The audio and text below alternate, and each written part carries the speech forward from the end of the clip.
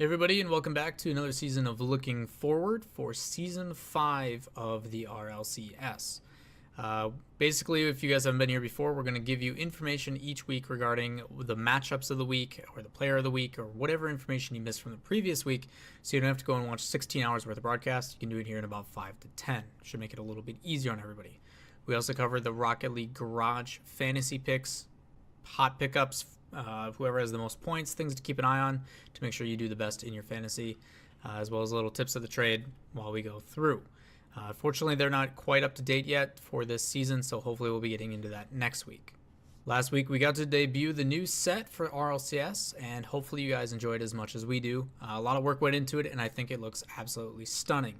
We do have a lot of new things that we're going to try out to hopefully increase production value for y'all, as well as hopefully make us better as broadcast talent for the overall show. I'm excited to see what happens. Last week was the RLRS plans, where we tried to find 4 teams to join those already waiting from the previous season. In North America, Manhattan, Incognito, The Dudes, and Splice were able to pull through after an exhausting day of Rocket League. As for Europe, the new method, Triple Touch, Zebra Nose, and Placebo will be joining us for the next 5 weeks of League Play in the Rival Series. Additional information can be found down below with a link to Rocket League Esports for all the news that you could ever possibly want regarding Rocket League Esports. With the season getting underway in North America, there's a ton of different things to bring to attention. I figure with this being the first episode, we might as well do it right. First up, the return of Lucinio and the boys of Out of Style, where they go up against their former teammate Justin in what we expect to be an energy that is probably going to be one of the teams that fights back in their former return to glory. 3-time back-to-back regional champions, and hopefully trying to get that back after an abysmal performance at the World Championship. Out of Style is a team with pretty much non-existent pressure, but they have a lot to prove. We kind of slot them into that position of 7th and 8th almost guaranteed, so hopefully they can prove us wrong this season. Momentum and the newly announced Evil Geniuses, congratulations to the boys at Equinox on their pickup, will be going to head-to-head in what seems like a must-win game. Neither team is considered a guaranteed for top 3, so matches like this have huge implications later on when it comes down to tiebreakers, as well as staying in the top 6 so they can avoid relegation. Momentum is no longer with Moses, and we will be seeing Miho come back originally as he was a sub for the previous season. This was the exact same roster that we saw for Season 3 World Championships under Selfless, where they got knocked out quite early. As for Evil Geniuses, Classics is now joining Chrome and Corrupted G. Classics just came off his best season and is statistically better than Sad Jr. in just about every single way, so it'll be interesting to see how they perform and what happens given the circumstances. Evil Geniuses will also play Out of Style later in the day in what feels like another must-win scenario. Ghost has 2 matches this week, their first against Energy and ending the day with Cloud9. Interested to see how Matt fits in and what role Zane, Jackie, and Lethmere will end up playing for the team. To me, they run into the issue of who plays where, and do you allow Zane and Matt to work on pass fields up play while Lethmere makes sure nothing goes in and plays a solid third role, kind of like how Torment does for Cloud9. Either way, I think you need to get Zane Jackie involved so he doesn't just sit back. He needs to build that confidence early on in the match, otherwise we're going to see a similar situation to Espeon as we did a couple seasons ago. Cloud9 had a rather quiet offseason, so it'll be interesting to see if the dominant number 1 in North America can remain in their form. No G2 this week, as from what I've heard, they requested a bye to hopefully build momentum going through the rest of the season. As for matches over in Europe, to start the day on Sunday, the DreamHack Leipzig champions PSG will be going up against Excel with the new addition of Marky Duda.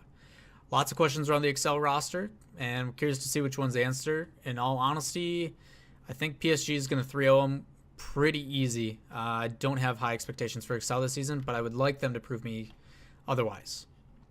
Marky will also have to play his old roster in Flipside later in the day. Yukio joining Flipside should be an exciting watch. KBM player, phenomenal talent, and curious to see if Flipside returns to the top 4 position that we've kind of known them to be. It feels kind of weird not being in those talks for Flipside, but the competition in Europe is a little bit more tough, I would say, in Europe towards the top. The X-Method squad now signed by Complexity. Congrats to them as well. Will continue their upswing. They did have a difficult offseason after taking 2nd at the World Championships, where they didn't make Championship Sunday in either DreamHack Leipzig or in E-League. Hopefully their online results are going to differ from their offline or on LAN results. After an abysmal Season 4, they went from being the world champions to almost being relegated. Envy now look to revitalize with the addition of iignite. He was the best performing player in the rival series last season in Europe, and he looks to impress.